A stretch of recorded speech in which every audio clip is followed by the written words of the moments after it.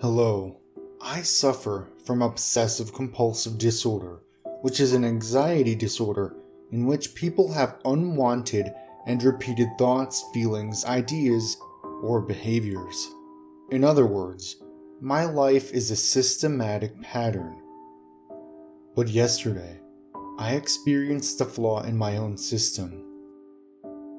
I awoke that morning in my lakeside home promptly at 6:45 a.m., as I do every morning. Before leaving my bedroom, I made sure to touch the doorknob 3 times. I have to. I need to. On my way downstairs, I made sure not to step on the second to last step. I never touch that step. I just can't. I made my usual breakfast of toast, scrambled eggs, and black coffee. I never eat anything else in the morning, just always those 3. Turning my iPad on, I made sure to check the local news headlines, like usual, but today, something was missing. I couldn't place my finger on it. Did I forget something? The strange feeling lingered with me all the way to my car. On my way out of the front door, I made certain to lock my door, and then unlock it and lock it again. Driving to work, I couldn't help but feel like a part of me was missing. What did I miss? How could I possibly have missed it? I hoped that the feeling would surpass while at work that day. It didn't. It stayed with me for 12 whole hours. I left the office around 6:45 p.m. to head back home. About 25 minutes into my commute, I stopped for the red traffic light at the intersection at Marbury and West Way. But as the light turned from red to green, I couldn't help but feel that strange sensation again.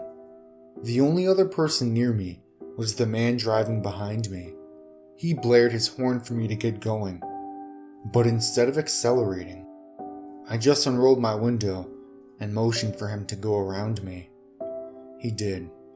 I dreadfully sat there in my own car, still stopped at the intersection. Something is seriously wrong.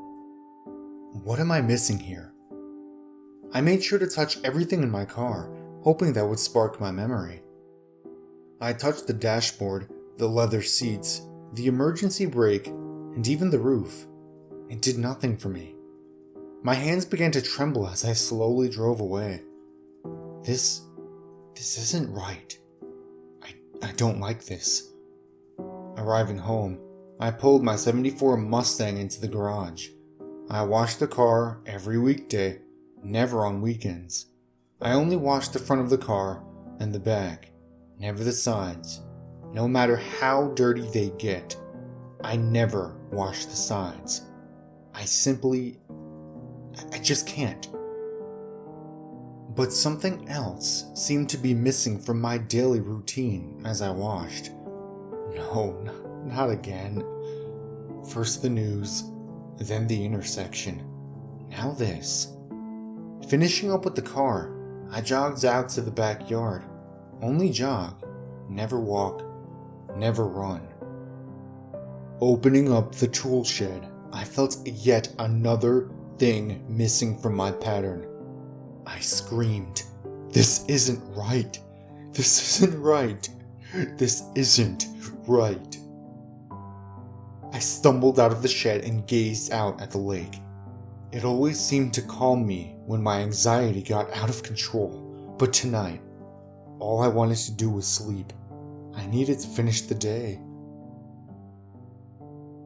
The next morning, I awoke at 6:45 a.m., touched the doorknob 3 times, made sure not to step on the second to last step on my way to the kitchen.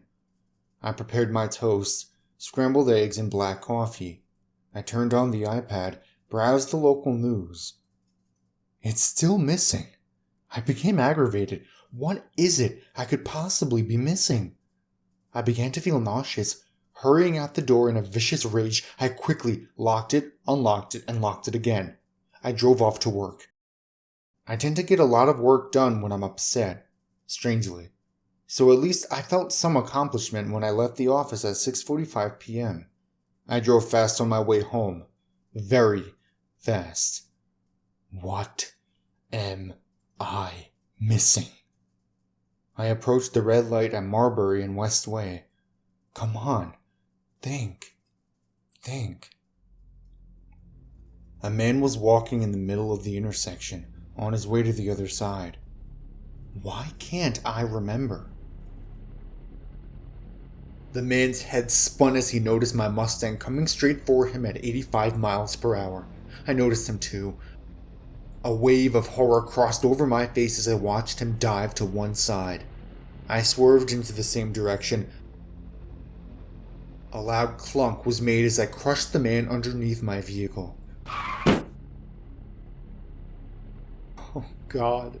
Jumping out of my car, I hesitated on what to do. He lay there writhing in agony, making horrendous, guttural wails. I popped open the trunk to my Mustang, lifted the screaming man, and heaved him in. I drove.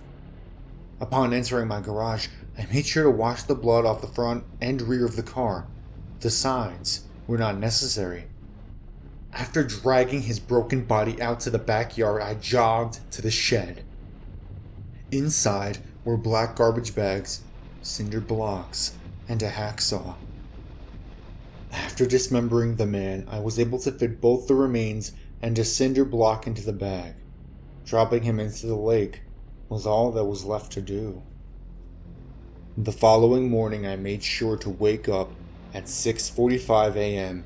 and touch my doorknob 3 times before skipping the second to last step on my way to the kitchen.